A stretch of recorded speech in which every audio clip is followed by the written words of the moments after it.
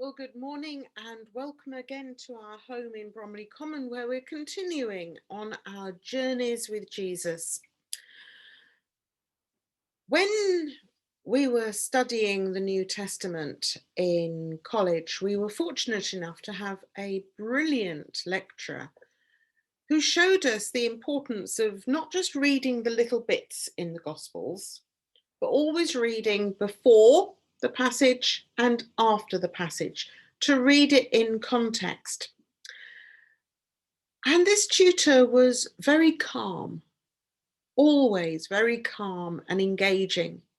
Only once did I ever see him get riled and slightly angry when he was lecturing, and it wasn't about us students. What annoyed him was how a passage in the Gospels has been used to further impoverish the most vulnerable in our societies. What annoyed him was injustice. The story of the widow's mite, and I'm reading from Mark chapter 12, verses 41 to 44. This story has been so often repeated, extolling her virtue, that out of her nothing, she gave everything. That we should give our all to God, our all to the church. Jesus is sitting opposite the temple, and he is watching as people are bringing in their offerings. The temple demanded a temple tax to keep everything running smoothly. So the rich man comes with flamboyance to bring his offering, his 10% out of his large amount of wealth. And after him comes the widow, who gives all she has left, 2 small coins. Admittedly, most commentaries follow the line that she is applauded for giving her all to God. But what is that woman to do now? As a widow, she has no one to care for her, really. She doesn't have a voice in society.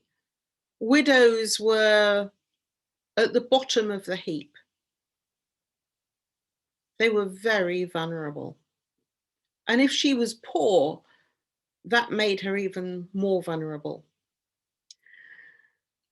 So note, Jesus is sitting opposite the temple. I've just lost my page on here. Never mind, let's scroll down. Jesus is sitting opposite the temple. Sitting down when there were so few chairs was an act of judgment. Do you remember Pilate? He sat down when he delivered his judgment on Jesus. And we still talk about, in court, we still talk about the judiciary sitting. It's all to do with judgment. So Jesus is actually in judgment over the temple.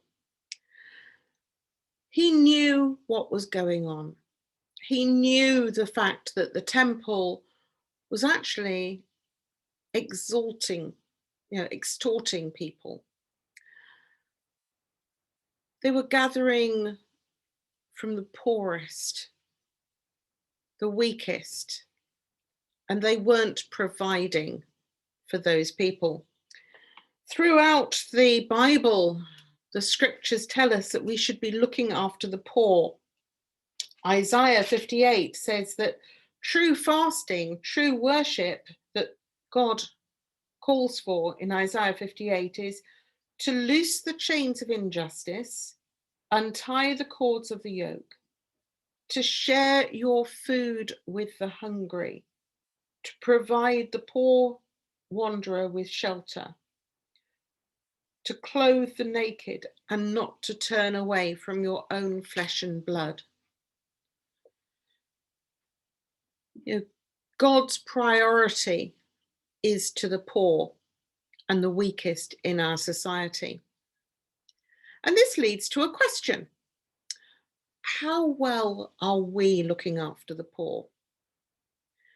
It is sobering and wonderful in equal measure to see how many churches are involved in providing food banks and other food aid packages, which is brilliant.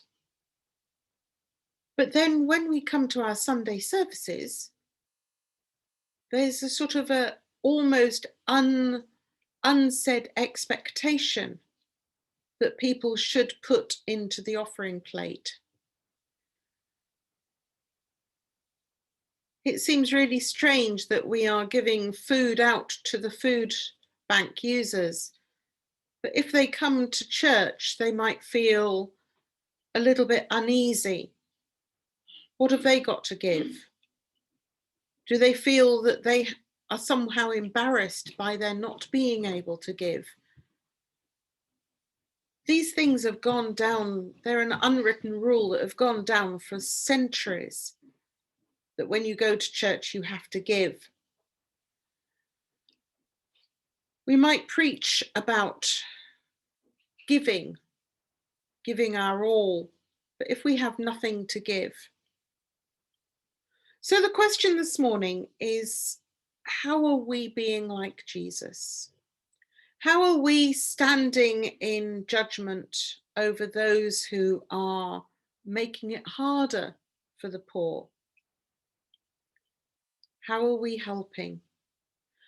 And although we are doing things to alleviate poverty as much as we can,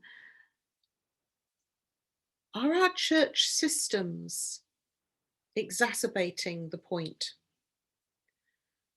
Our tutor reminded us that the passage following the story of the widow's mite was Jesus's prophecy that the temple would be destroyed, as indeed it was in about 30, 40 years later.